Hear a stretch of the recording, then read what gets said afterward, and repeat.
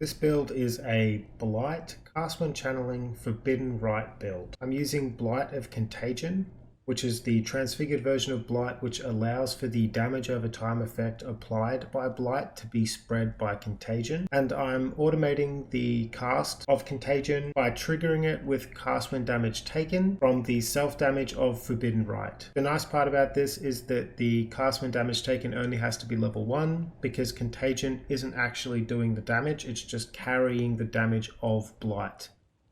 The base idea for this build was to have a one button playstyle with decent bossing damage from what is effectively a cast when channeling Forbidden Rite 6-link, and then having automated Essence Drain Contagion sort of setup for clear speed and mapping quality of life, because being able to ignore like monster block or evasion or spell suppression or proximity shields is really nice. Now the whole build itself is really just about surviving the self-damage from Forbidden Rite. I have capped Chaos Res at 75%, and with this version of the build I have intentionally tried to keep my health and energy shield levels quite low to minimize the amount of damage I take, because every time Forbidden Rite procs with the cast when channeling setup, I take at the moment 1900 chaos damage. But in the previous first attempt of this build, I had like 8000 ES as I hit maps. And that meant I was taking like over 10,000 chaos damage a second from Forbidden Rite. And that was unsustainable for me. That's kind of what bricked the previous build, because I was tricked into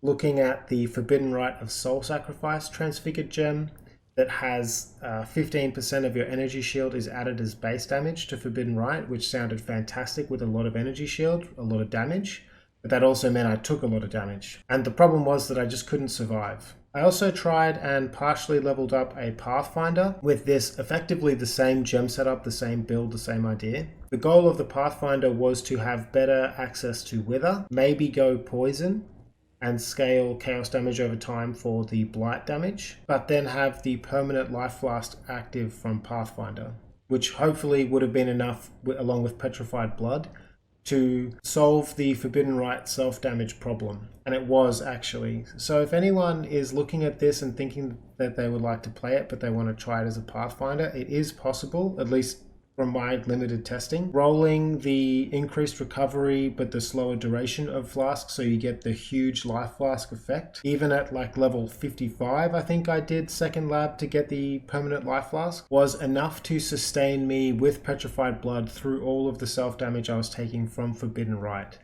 The problem I personally had with it is that I just really hated pressing a life flask every 6 seconds. That is not the kind of playstyle I wanted. So as soon as I got it and found out it worked, I instantly quit the character and rolled a second Hierophant, which is this one you're seeing now. The adjustments I made for this second Hierophant build was to scale far less energy shield and mana to limit the amount of self-damage I was taking from Forbidden Rite, and then scale life recoup and mana recoup to deal with the self-damage. And that's what I've done with this build. I have found I only needed 2 of the recoup wheels. At the moment I've got Vampirism and Infused Flesh. The 2 are near the Witch area. It's also possible with the Shadow recoup wheel, Circle of Life.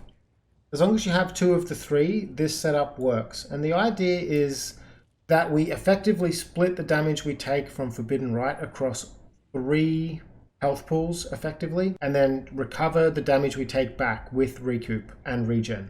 So Hierophant Ascendancy along with the Mind Spiral helmet gives me 35% of maximum mana as maximum extra energy shield, which gives me my base ES. I haven't really invested in any energy shield on the tree other than the energy shield that comes with the 3 hybrid buses or wheels, which gives me life and energy shield. But the idea really was to just have a buffer above my health and then take Zealot's Oath to give some recovery, all of my life regen to my energy shield, because I'm also taking the ES Mastery. 30% of chaos damage taken does not bypass energy shield.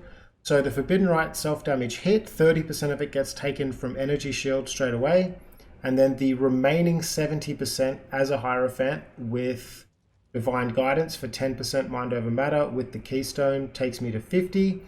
So Out of, let's say, 100 damage taken from Forbidden Rite, 30 goes straight from Energy Shield, and then of the remaining 70, it gets split half and half between life and mana.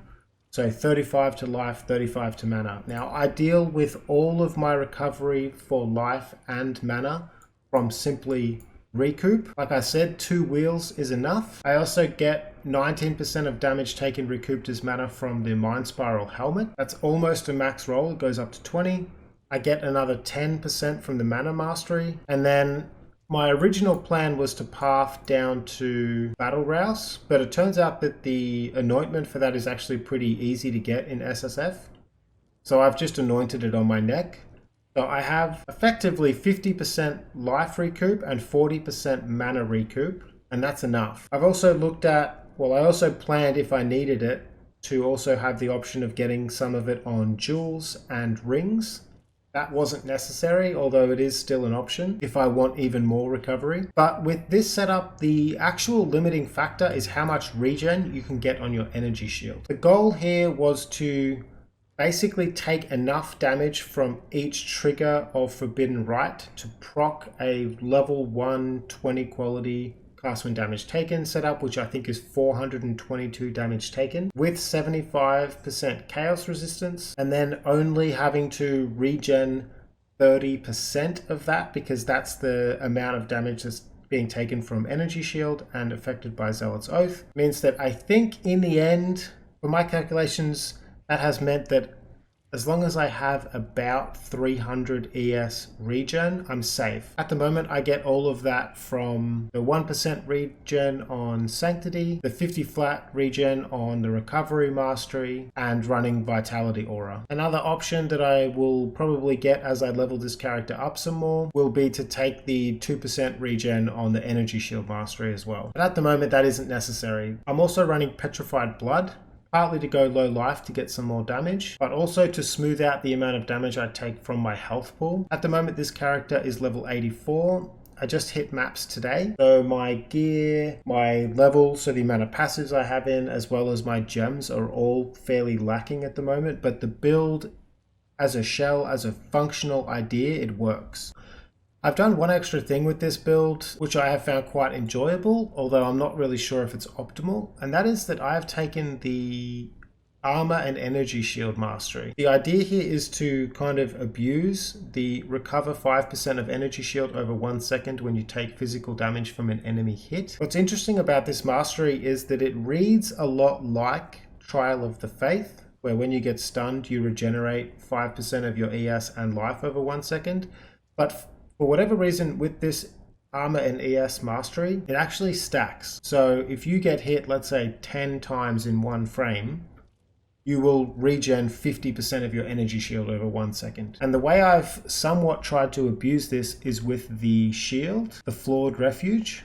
40% of elemental damage taken from hits is taken as physical damage. So the idea here is that I reduce the amount of physical damage I take. At the moment, that's through Arctic Armor and 4 permanent endurance charges and determination. But it means all of my physical damage hits and elemental damage hits will all proc 5% ES regen effectively, or recharge over 1 second. And the reason I've done this is because when I'm in like a big pack, I'm doing a ritual or an abyss or something, and I've got a whole bunch of mobs hitting me that overwhelms my energy shield regen.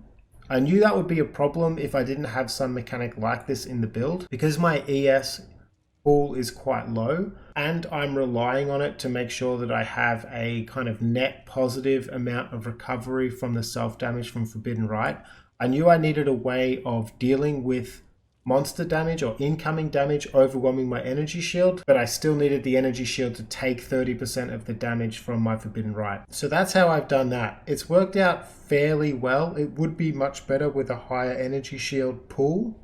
At the moment, I don't have it yet. So like I said, the build kind of works, it functions at the moment. However, its damage is a little bit lacking. I only have roughly 200k DPS. It'll be a little bit more than that by the time I level up all my gems, but the damage is feeling somewhat lacking. It feels like a fantastic map blaster, especially for like what I'm dealing with in SSF with some pretty crappy gear. It does really well in white maps and yellow maps, although pushing into red maps, especially on bosses, I feel like my damage, it would be quite slow. So I haven't done that yet. It is a really fun character though. The big multi-screen contagion chains is really satisfying and fun. I'll be playing this character quite a lot this league. At the moment, my contagion AoE is 2.9 meters. If I was in trade, and let's say I leveled up my gems and got a level 20 increased area of effect and had a level 3 enhance in here, because the quality on contagion now increases base radius. And let's say I got enough gear to increase my mana pool to get full value out of Sanctuary of Thought. My base radius would be 3.5 meters for every contagion, quite large. I mentioned this in the last video as well.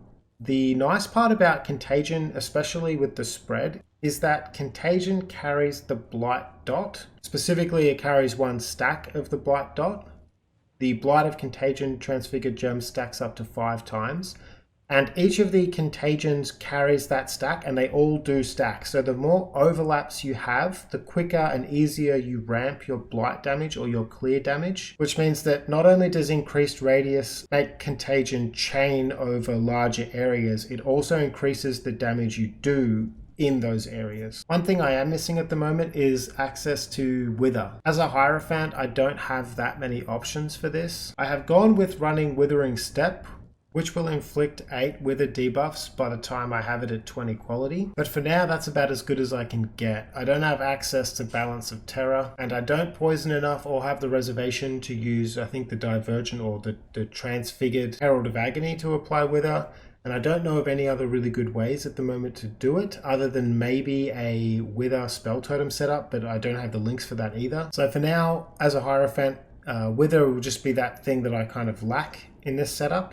It would help my boss damage quite a bit. But that'll be it for this build, at least for now. I might do a follow-up later on in the league if I get some significantly better gear, if I drop an enhance, or I find a way to scale my damage a little bit better, or I even maybe remake it as a poison character, or I do something else. But I really like this one button kind of cast when channeling Forbidden Rite setup that also has the built-in Essence Drain Contagion sort of mechanic. If you've made it this far, thanks for watching, and algorithm stuff.